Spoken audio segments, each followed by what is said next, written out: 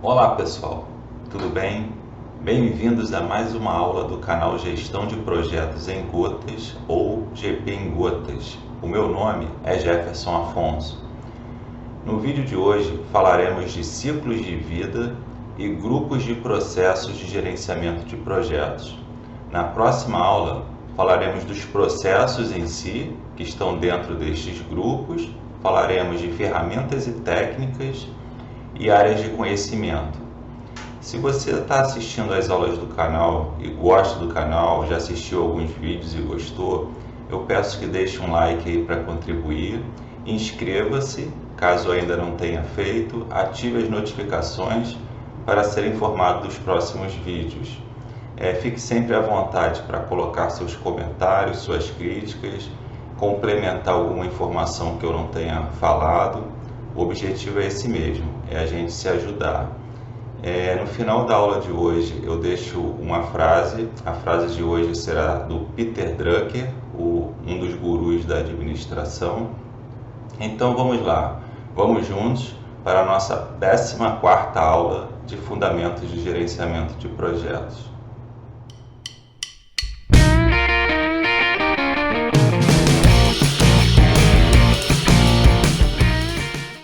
Os projetos, eles são divididos em fases, do seu início ao seu término. E o conjunto destas fases a gente chama de ciclo de vida do projeto. Enquanto a parte de gerenciamento, nós utilizamos processos de gerenciamento de projetos. E estes processos são divididos em grupos. E o PMI divide em 5 grupos: a iniciação, o planejamento, a execução, monitoramento e controle e o encerramento. Então, enquanto um está mais relacionado à parte da execução do trabalho em si, o segundo está mais relacionado à parte de gestão. Então, às vezes as pessoas fazem algumas confusões. Essas confusões são até fáceis de fazer. Por exemplo, a gente escuta que o projeto está na fase de planejamento. Na verdade, eu poderia dizer que ele está na fase de construção, na fase de estudo de viabilidade técnica, mas poderia também dizer que ele está no grupo de processo de planejamento, seria mais adequado. Projetos pequenos, a gente passa pelos 5 grupos apenas uma única vez, enquanto os projetos maiores, a gente passa mais de uma vez pelos 5 grupos de processo. Mas tudo isso vai ficar muito mais simples no exemplo. Vamos lá. O nosso exemplo vai ser uma construção de uma casa. É uma casa que, por exemplo, que eu queira construir para passar férias, uma casa pequena ou até mesmo um kitnet. Eu dividi o projeto nestas fases aqui: a escolha e aquisição do terreno, a documentação de arquitetura e de engenharia, a fundação, a parte de estrutura e alvenaria, as instalações elétricas, hidráulicas e sanitárias, o telhado e o acabamento. Então, o conjunto destas fases aqui eu chamo de ciclo de vida. E para gerenciar esse ciclo de vida, eu tenho os grupos de processo de gerenciamento que estão aqui. Então, eu tenho os processos de iniciação, os processos de planejamento, os de execução, os processos de encerramento e tudo isso aqui dentro dos processos de monitoramento e controle. Eu coloquei essa figura aqui para lembrar de comentar com vocês que, apesar da gente seguir, a ordem iniciação, planejamento, eu não termino um grupo de processo para depois começar o outro.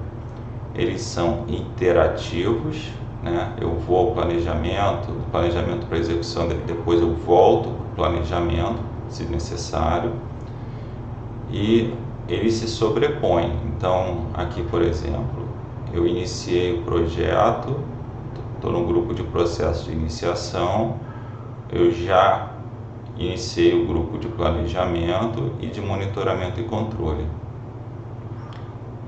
Eu posso estar na fase de planejamento e já estou executando também.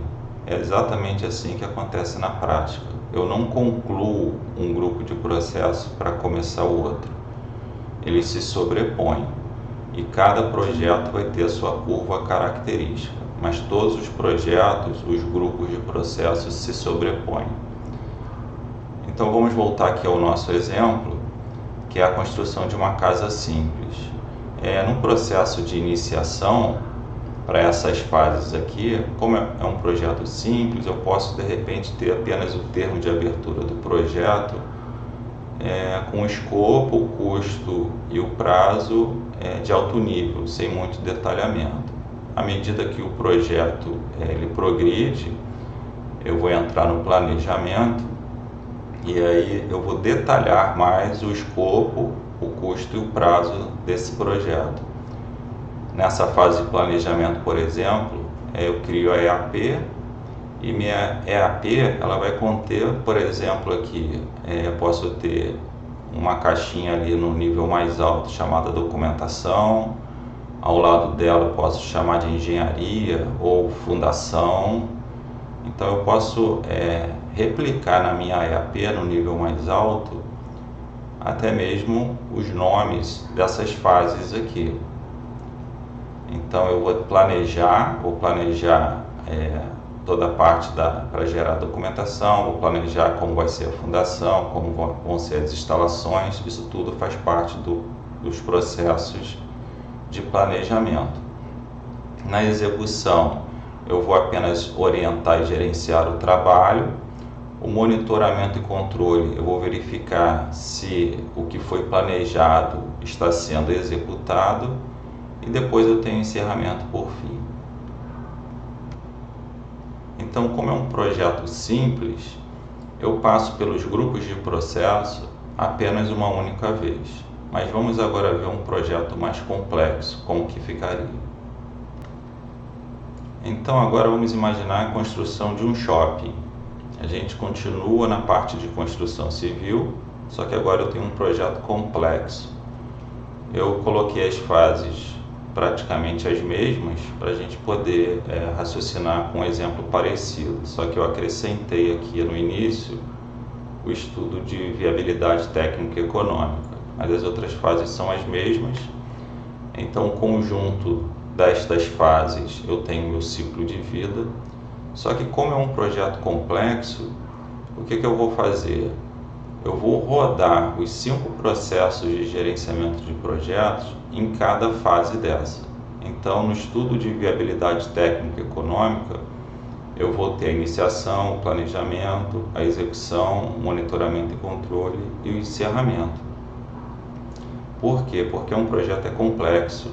Então, caso o estudo seja aprovado, eu vou para a fase seguinte, que é a escolha do terreno.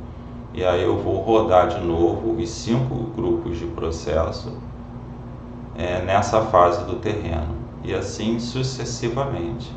Para cada fase eu vou rodar os 5 grupos. Isso é feito para projetos complexos. Isso facilita muito o planejamento, monitoramento e controle. Toda a parte de gerenciamento é facilitada quando a gente coloca os 5 grupos de processos rodando para cada fase do projeto, mas lembrando que isso é um projeto complexo. Existe uma metodologia muito utilizada para megaprojetos de engenharia, muito utilizada na indústria do óleo e gás, que se chama FEL, Front-End Loading. Não dá para traduzir ao pé da letra. Eu procurei algumas traduções de sentido, de significado, mas elas são muito contraditórias. Então, se vocês quiserem me ajudar, aí coloquem aí a tradução que vocês acham mais correta. Mas eu vou explicar aqui um pouquinho dessa metodologia. Essa metodologia, chamada de FEL, Front-End Loading, eu divido o planejamento em 3 fases, que é o FEL 1, o FEL 2 e o FEL 3. Então no FEL 1 eu faço os estudos técnico-econômicos, VTE, feito aqui, e tem um portão sempre entre as fases. Então, sendo aprovado nesse portão, eu vou para o FEL 2. No FEL 2 eu desenvolvo o projeto conceitual. Sendo aprovado pelo portão, eu vou ao FEL 3, onde eu desenvolvo o projeto básico, e aqui eu gero as especificações para compra e para licitação. Chego na fase número 4, que é a fase de execução, e aqui eu faço o projeto de detalhamento, as aquisições e a obra em si, e passo por este portão e chego na última fase, a fase 5, que é a fase que eu entrego o projeto, que eu faço o comissionamento, os testes, a operação assistida. O interessante desta metodologia, como eu disse, é para mega projetos de valores muito elevados. Então, o interessante aqui é essa curva que a gente tem aqui. Aqui eu tenho o tempo e aqui eu tenho o grau de influência, os riscos, as incertezas. Então, quando eu estou no início do projeto, eu tenho um grau elevado de influência de parte interessada, quer dizer, uma parte interessada pode influenciar grandemente o projeto aqui. Eu tenho um alto grau de incerteza e risco no projeto, e o custo é baixo nessa fase, nesse início. Quer dizer, para eu fazer um estudo, um EVTE, eu tenho um custo baixo e eu tenho uma incerteza e um risco elevado. À medida que o projeto ele vai andando, vai passando pelas outras fases, essa influência das partes interessadas, que poderia gerar um impacto grande no projeto, essa influência vai reduzindo, assim como as incertezas e os riscos, e o custo do meu projeto, aquilo que eu estou despendendo de valor, ele vai aumentando.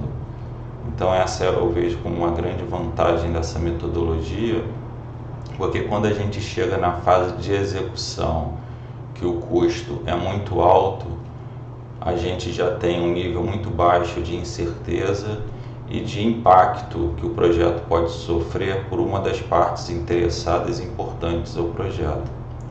Então essa curva aqui, para mim, é a curva que explica muito bem as vantagens dessa metodologia. É importante dizer também que nessa metodologia FEL, os portões eles funcionam como filtros.